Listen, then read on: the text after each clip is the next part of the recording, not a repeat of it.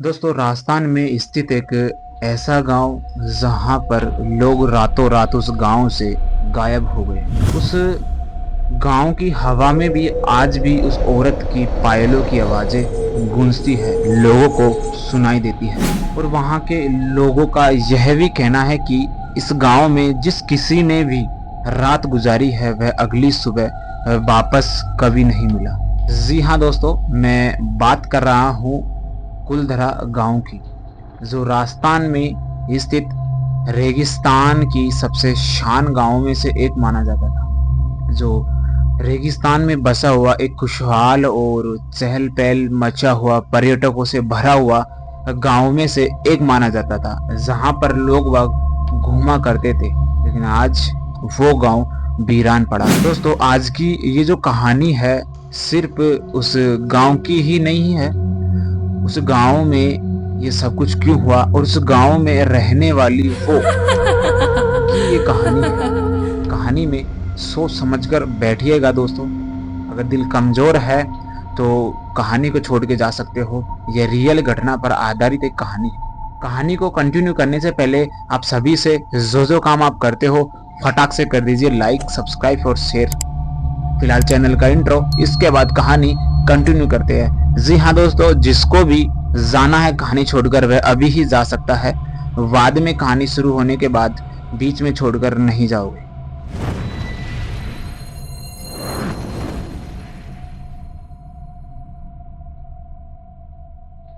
दोस्तों, कहा जाता है कि राजस्थान में बसा हुआ ये गांव रेगिस्तान की सबसे बेहतरीन और खुशहाल शानों में से एक माना जाता था। इस गांव को जो कुलधरा गांव के नाम से जाना जाता था तब तक, जब तक कि उस गांव की सबसे खूबसूरत लड़की रूपा की जिंदगी में कोई भी साया नहीं आया था।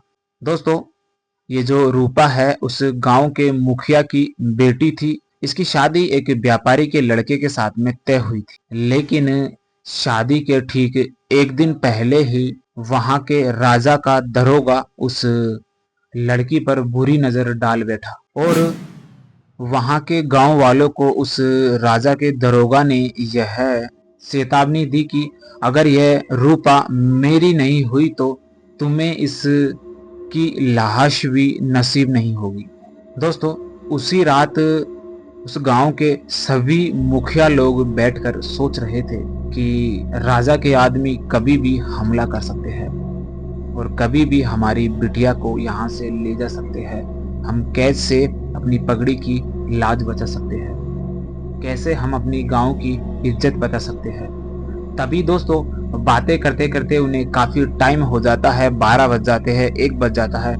कभी अचानक से दोस्तों, हवेली थी, उस हवेली में अचानक से ही आग लग गई। और उस ही हवेली में रूपा और उसकी फैमिली रहा करती थी। फैमिली उसकी सारी बाहर थी, सिर्फ उस हवेली में रूपा ही एक लड़की थी। गांव वालों ने देखा कि रूपा ने अपनी परिवार की, अपने गांव की और अपनी खुद की इज्जत बचाने के लिए अपने आप को आग में जला दिया। और वह उस गांव वालों को आग में जलती हुई दिख रही थी। दोस्तों, बचाने की तो काफी कोशिश करी, लेकिन आग बहुत तेज थी, कोई बचा नहीं पाया।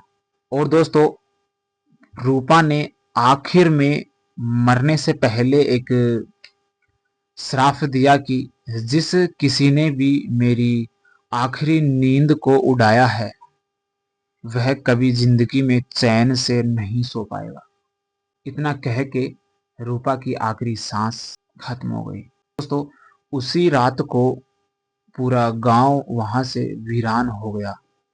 किसी ने नहीं देखा कि वह रातों रात गया कहां।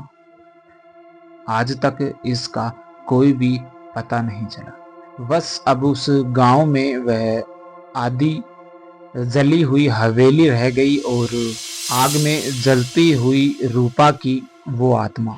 दोस्तों, मई 2025 की एक रियल घटना, जो उसी गांव में एक दोस्त और उसके दो दोस्त थे जो एक अपनी यूट्यूब के लिए ब्लॉग बनाने के लिए उस गांव में विजिट करने गए।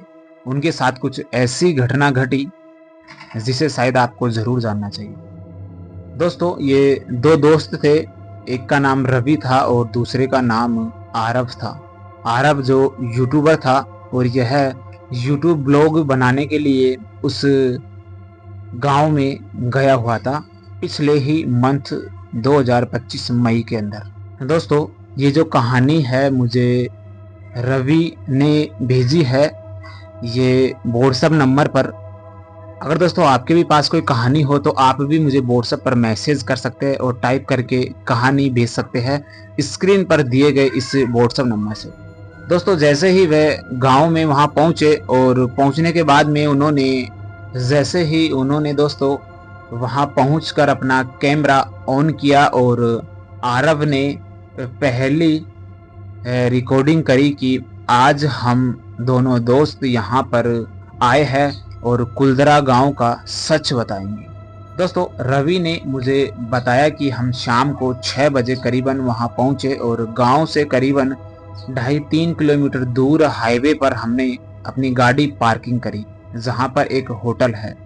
वहां पर कुछ खाना खाया और वहां से हम पैदल पैदल अपना कैमरा और एक बैग लेके वहां से निकल पड़े कच्चे रास्ते से कुलदरा गांव की तरफ। दोस्तों, जैसे ही वो वहां पहुंचे कुछ ही दूर उन्हें हवेली दिख रही थी और वहां उन्होंने देखा कि दोस्तों जैसे जैसे वो उस हवेली के पास आगे की ओर पहुंच रहे थे, उन्होंने देखा कि समय जो सूरज ढल रहा था और उस रेगिस्तान की हवा में एक अजीब सा सन्नाटा था।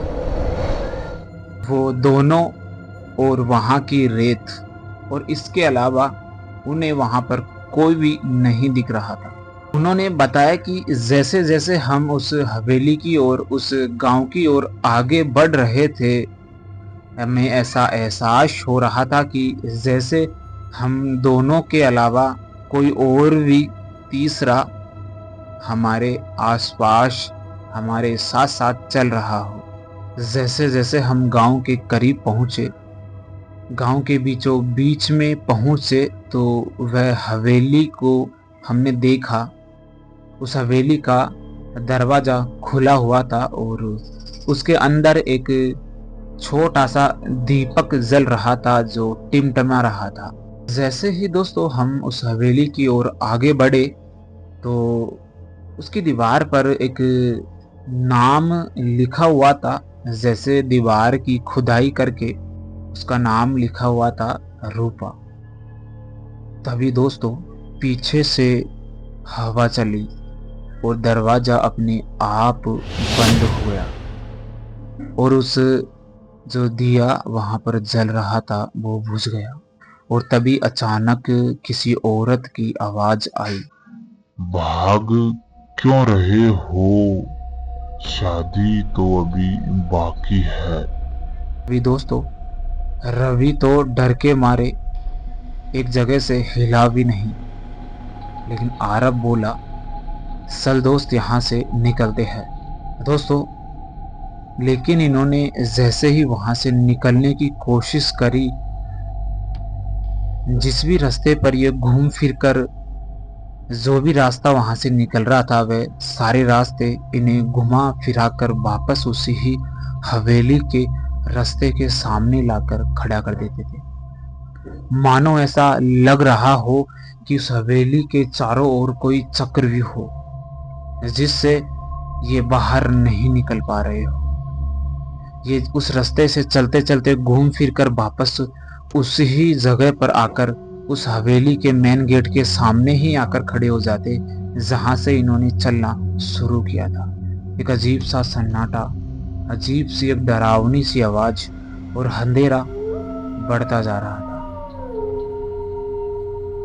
तभी दोस्तों अचानक से आरव ने अपने कैमरे की ओर देखा कि एक दूर हवेली के एक खिड़की के साइड में आग जल रही थी और उस आग के ऊपर एक लाल कलर की चुंदरी उड़ रही थी हवा में, और उस चुंदरी के नीचे एक औरत खड़ी थी आग में जलती हुई, लेकिन उसका चेहरा उन्हें साफ नजर नहीं आ रहा था, बस उसकी पायलों की आवाज खनक रही थी। तभी दोस्तों आरव ने कहा कि भाई देख, कुलधरा गांव की वो। तभी दोस्तों उनके पीछे से एक हवा आई, एक जोरदार झटके वाली हवा आई, जिस हवा ने उन्हें जमीन पर गिरा दिया। और एक अजीब सी आवाज आई कि अब तुम भी मेरे साथ यहीं रहोगे। बस इतना उन्होंने सुना, उसके बाद वो बेहोश हो गए। अगली सुबह दोस्तों पुलिस वालों ने उनकी गाड़ी को उस थड़ी पर खड़ा हुआ देखकर जांच पड़ताल के लिए छानबीन करते हुए उस गांव के पास पहुंचे। तो उन्होंने देखा कि वह दोनों बेहोश पड़े थे रेत में। उनका कैमरा, उन्होंने पुलिस वालों ने वहां से उन्हें उठाया, हॉस्पिटल में भर्ती करवाया, घर वालों को दिखाया। 3 से 4 दिनों में जाके उन्हें होश आया और किस्मत थी उनकी कि वो वहां से बच गए। लेकिन दोस्तों सबसे जो रहस्य की बात तो यह थी कि जो आरव था वो जैसे पहले था, उसका आज भी दिमाग वैसे काम नहीं करता, क्योंकि सबसे ज़्यादा जो अटैक था आरव पे ही हुआ था, क्योंकि वही तो वीडियो शूट करने गया था। कैसी लगी दोस्तों कहानी, ज़रूर मुझे बताइएगा कमेंट में, और आप कहाँ से हो ये भी मुझे बताइए। आज की ये कहानी जो है दोस्तों यहीं ख़त्म होती है। मिलता हूँ दोस्तों जल्द ही आपको एक और ऐसी नई कहानी के साथ। जब तक खुश रहिएगा और हर हर महादेव ज़रूर बोलिएगा। जय भोलेनाथ, हर हर महादेव।